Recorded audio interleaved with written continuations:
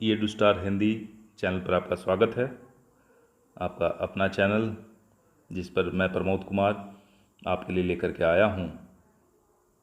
आज विशेष टॉपिक वह है कक्षा 11 और 12 के लिए पत्र लेखन से संबंधित प्रश्न यानी आवेदन पत्र जो पूछे जाते हैं। 3 प्रकार के आवेदन पत्र पूछे जाते हैं: विद्यालय संबंधी, कार्यालय संबंधी और संपादकीय पत्र या संपादक के नाम पत्र।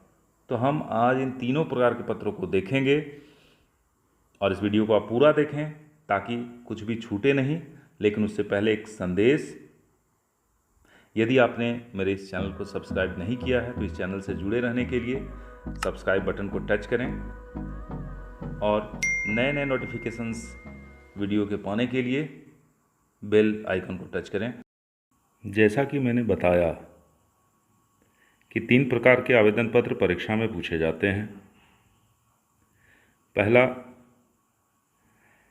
विद्यालय से संबंधित, दूसरा कार्यालय से संबंधित और तीसरा संपादकीय पत्र या संपादक के नाम पत्र। तो हम लोग बारी बारी से देखें कि तीनों पत्रों को किस प्रकार से लिखेंगे। कुछ बातों का ध्यान आपको रखना है। पहले कि आवेदन पत्र को परीक्षा में एक ही पृष्ठ में लिखने का प्रयास करें, एक ही पेज में लिखने का प्रयास करें। ऐसा नहीं कि आधा इस पेज में और आधा दूसरे पेज में, और साफ साफ सुंदर अक्षरों में लिखा जाए तो बहुत बेहतर है। आवेदन पत्र का एक फॉर्मेट होता है और इस फॉर्मेट को ध्यान से देखने की आवश्यकता है। जैसे सबसे पहले मैं यहाँ विद्यालय से संबंधित आवेदन पत्र को बताने जा रहा हूँ। तो मैंने एक प्रश्न लिया है, अपने प्रधानाचार्य को खेलों के लिए आवश्यक तैयारी और खेल का सामान उपलब्ध कराने के लिए एक आवेदन पत्र लिखिए। अब देखिए इसमें किन चीज़ों का ध्यान रखना है ये मैं ज़रा बता दूं। इस प्रश्न को आप देख रहे हैं, हम लोग इसका उत्तर लिख करके इसको जानेंगे कि कैसे हम इसको बेहतर तरीके से लिख सकते हैं। सबसे पहली बात है कि जो पेज आपको मिलेगा परीक्षा में, जो कॉपी मिलती है, या आप जब घर में प्रैक्टिस कर रहे हैं तो आपकी जो कॉपी है उसमें बाएं साइड में हाशिया छोड़ देना है, चौथाई छोड़ देनी है। यदि कहीं आप आवेदन लिख के दे रहे हैं विद्यालय में किसी कार्य के लिए या किसी कार्यालय में, वहाँ भी जो पेज आप लेंगे बहुत अच्छा हो कि यदि सादा A4 पेपर लिया जाए और उसमें आवेदन पत्र लिखा जाए, क्योंकि आवेदन का प्रभाव बहुत ज़्यादा पड़ता है जिसे आप आवेदन दे रहे हैं। तो देखिए इसमें कुछ इसमें तो एक तो उसका फॉर्मेट हम लोग ध्यान देंगे और इसके बाद उसके विभिन्न भागों पर ध्यान देंगे आवेदन पत्र में। तो हम लोग देखें उत्तर कि किस प्रकार से हम इसे लिख सकते हैं।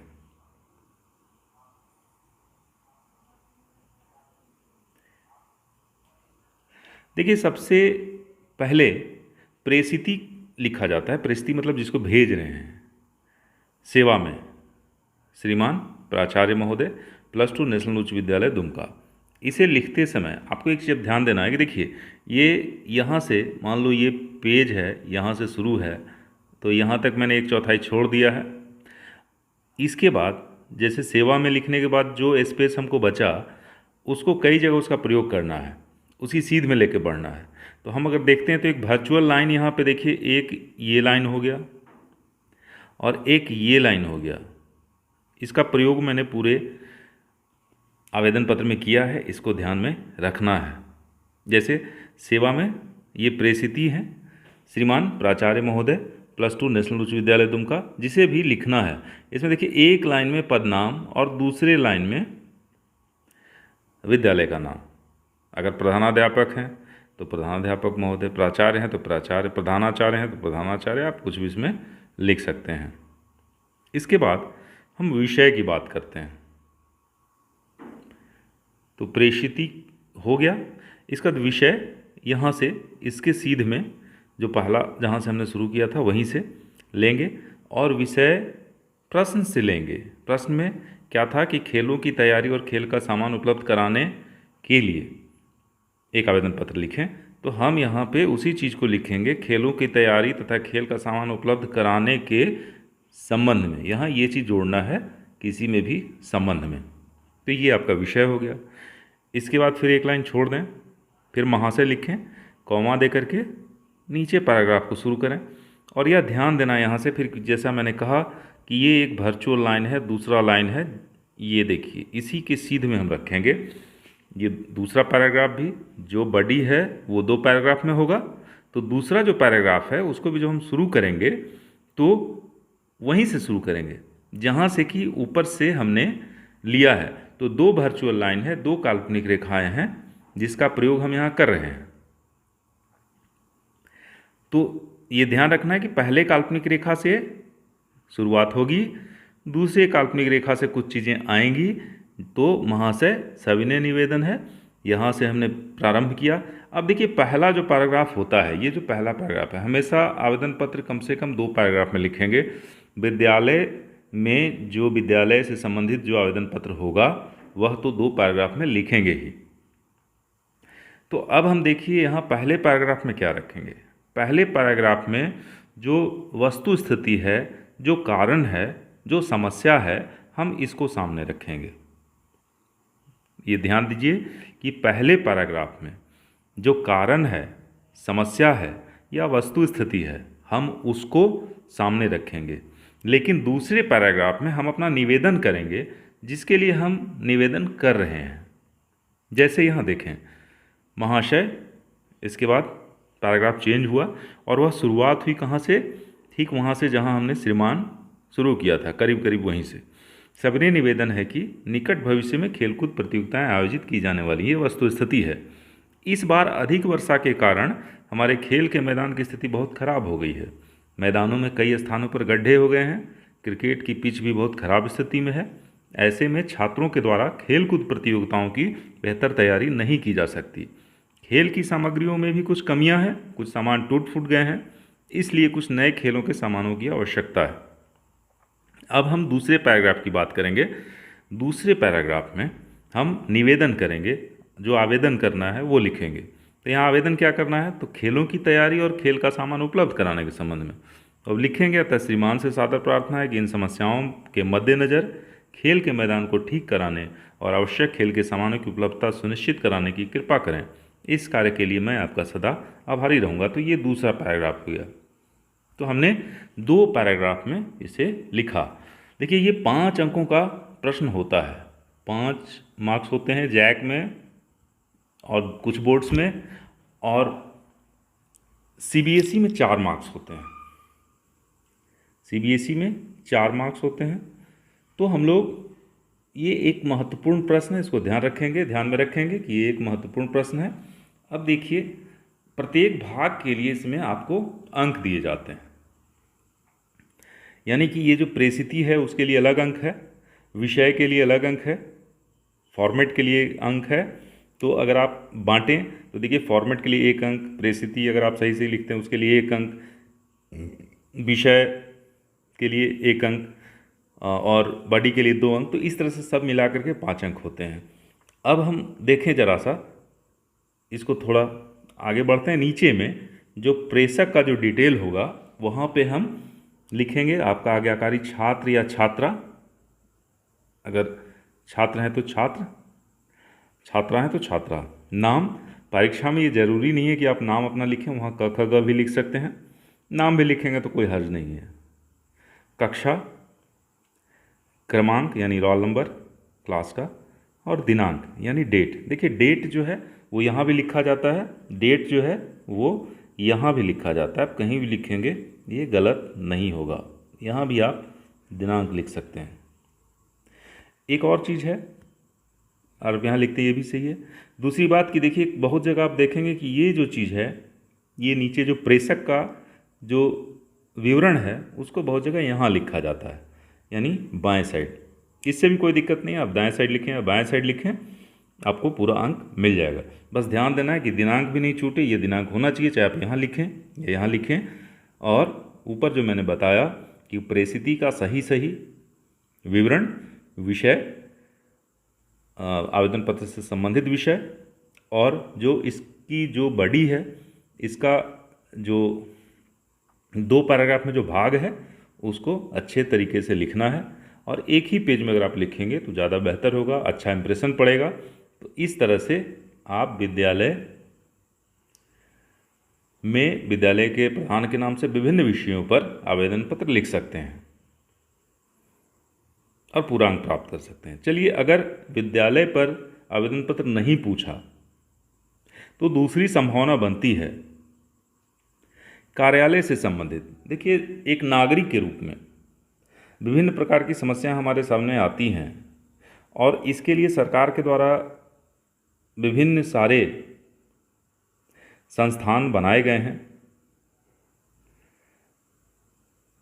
जो कि विभिन्न जो विभाग हैं वो इसकी देखभाल करते हैं। तो हम अपनी समस्याओं के लिए वहाँ आवेदन लिखते हैं। तो एक नागरिक के रूप में ये जीवन भर काम आने वाला है। लेकिन वर्तमान समय में पहले परीक्षा की हम बात करें तो परीक्षा के लिए आपके लिए महत्वपूर्ण है।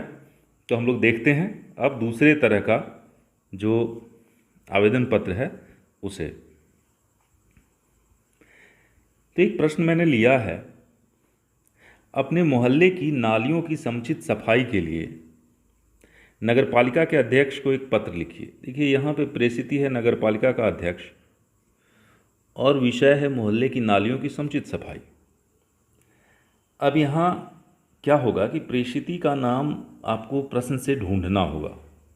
यहाँ प्रेषिति का नाम प्रश्न से ढूंढना होगा। विद्यालय में तो प्रधानाध्यापक या प्राचार्य आप लिखते हैं तो सही हो जाता है, लेकिन यहाँ विभिन्न विभाग के लिए विभिन्न पदाधिकारी होते हैं। तो इसके बारे में प्रश्न में दिया जाता है कि किसे लिखना है, तो आप उसे ही लिखेंगे। अगर मान लो बिजली व्यवस्था में सुधार करने की बात होगी तो बिजली विभाग के पदाधिकारी को लिखना होगा। यदि अपराध नियंत्रण की बात होगी तो पुलिस पदाधिकारी को लिखना होगा। तो इस प्रकार से यह जानना होगा कि जिले में या जिस स्तर पर पूछा जा रहा है कौन से पदाधिकारी इसके लिए होते हैं और कौन सा विभाग होता है। तो थोड़ी अपनी जीके को बढ़ाइए, जानकारी को बढ़ाइए। तो चलिए हम लोग आगे देखते हैं इस आवेदन पत्र को हम कैसे लिखेंगे। तो यहाँ भी उत्तर लिखते समय सेवा में और इसके बाद जो प्रेषिति है उसका नाम, उसके बारे में लिखेंगे। तो देखिए, प्रश्न में ही कहा गया था कि अध्यक्ष नगर परिषद को लिखना है, तो हमने यहाँ शुरू किया सेवा में, और फॉर्मेट वही है। यहाँ भी हाशिए के बाद दो काल्पनिक रेखाएं हैं, एक काल्पनिक रेखा और ये दूसरी काल्पनिक रेखा, जिसके लगभग सीध में हमको विभिन्न चीज़ों को शुरू करना है। ये ध्यान रखना है, इसको बिल्कुल ध्यान रखना है, क्योंकि यह गलती होगी तो आपका फॉर्मेट आवेदन पत्र का खराब हो जाएगा। अब देखिए, सेवा में अध्यक्ष महोदय नगर परिषद दुमका, विषय मोहल्ला की नालियों की सफाई के संबंध में, ये मैंने ले लिया विषय, ये भी प्रश्न से लिया गया है, इसको ध्यान रखना है। ये प्रेषिति है, ये विभिन्न प्रश्नों में जो होगा उसी के बारे में लिखना है। पहला पद नाम लिखना है और दूसरा संस्था का नाम लिखना है या विभाग का नाम, कार्यालय का नाम लिखना है। दोनों एक लाइन में नहीं लिखना है, ऊपर नीचे लिखना है। इसे ध्यान देंगे, ऊपर नीचे लिखना है। अब इसके बाद एक पंक्ति छोड़ करके हम आगे बढ़ेंगे, महाशय। फिर यहाँ भी दो पैराग्राफ में, एक में जैसा मैंने बताया कारण या वस्तु स्थिति, और दूसरे पैराग्राफ में जो निवेदन है हम उसे सामने रखेंगे। तो महाशय, सविनय निवेदन है कि हमारे मोहल्ले में नालियाँ समुचित साफ सफाई के अभाव में बदतर स्थिति में हैं। विभिन्न प्रकार के कचरे, पॉलीथीन इत्यादि कारण नालियाँ जाम हैं। परिणाम स्वरूप नालियों का जल सड़क पर बहता है। मोहल्ला का वातावरण अत्यंत दूषित तथा दुर्गंधमय हो गया है। मच्छरों का भी प्रकोप बहुत ज़्यादा बढ़ चुका है। वर्षा होने पर स्थिति और दयनीय हो जाती है, क्योंकि वर्षा का जल इन नालियों के माध्यम से बाहर नहीं निकल पाता, बल्कि नालियों की गंदगी वर्षा के जल में मिलकर इधर उधर फैल जाती है। इस स्थिति में कई प्रकार की बीमारियों का भय हमें सताता रहता है। यहाँ थोड़ा प्रिंटिंग मिस्टेक है, एरर है, चलिए कोई बात नहीं।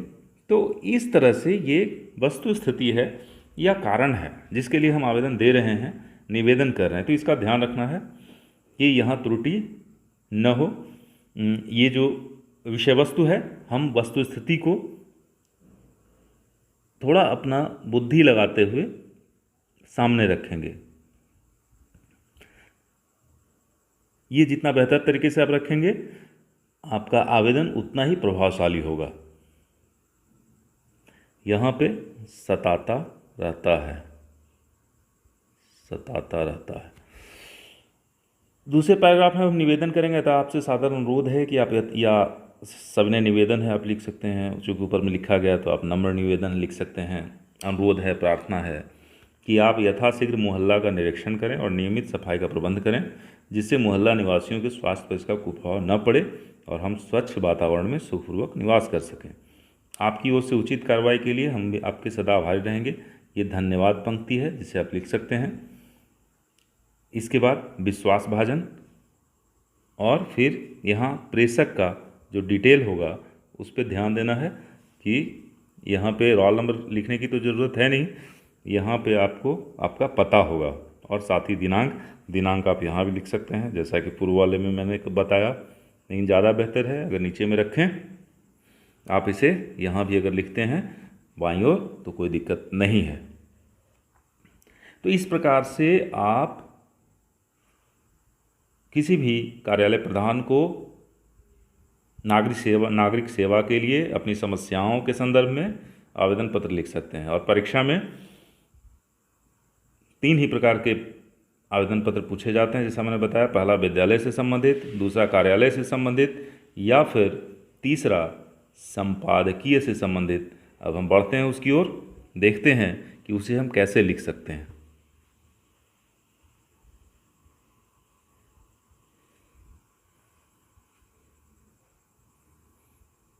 देखिए, तीसरे प्रश्न में मैंने लिया है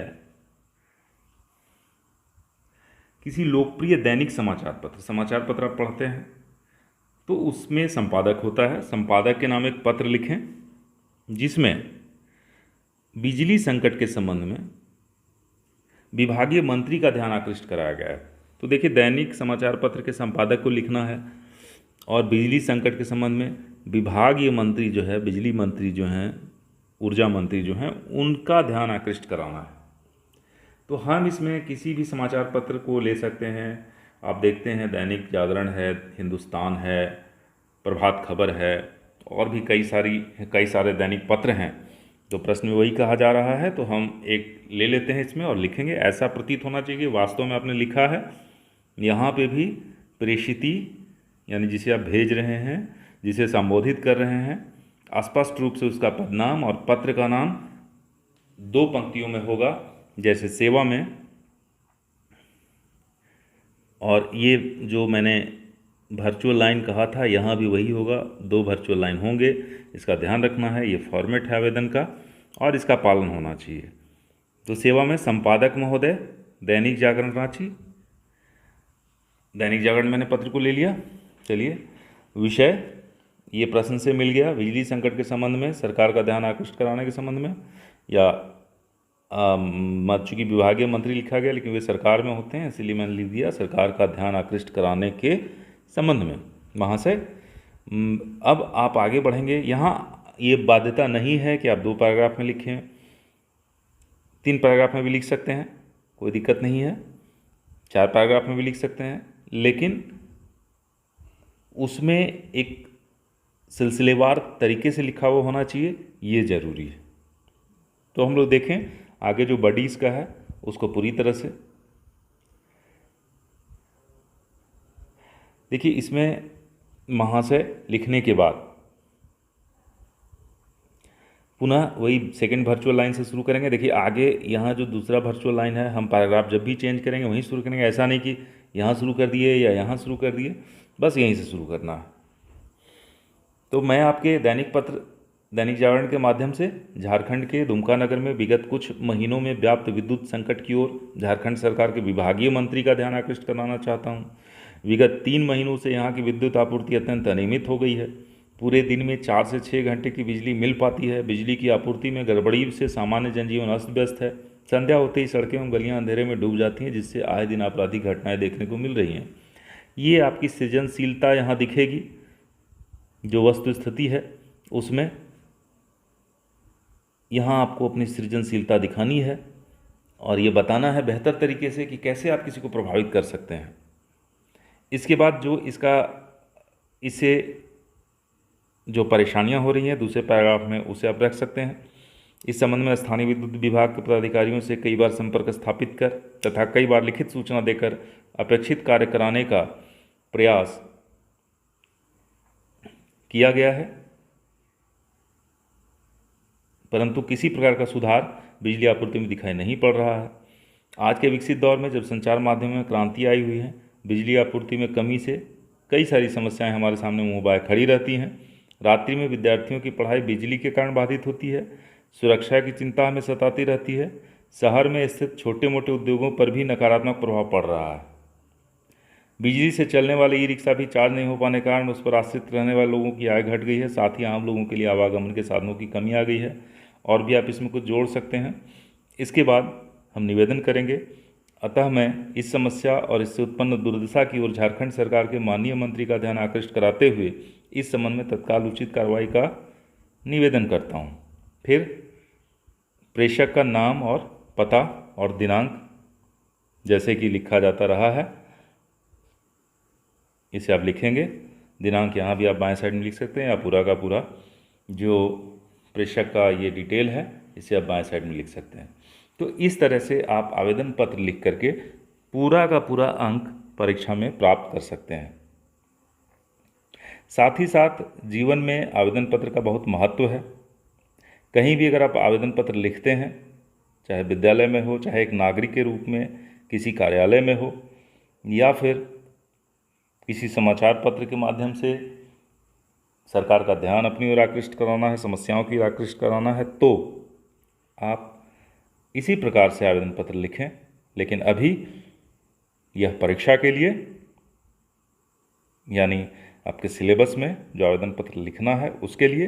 तो उम्मीद है कि यह वीडियो आपको पसंद आया होगा और बातें समझ में आ गई होंगी। अगर किसी तरह की दिक्कत हो तो कमेंट बॉक्स में कमेंट कर सकते हैं। तो मिलते हैं फिर अगली कक्षा में। जय हिंद।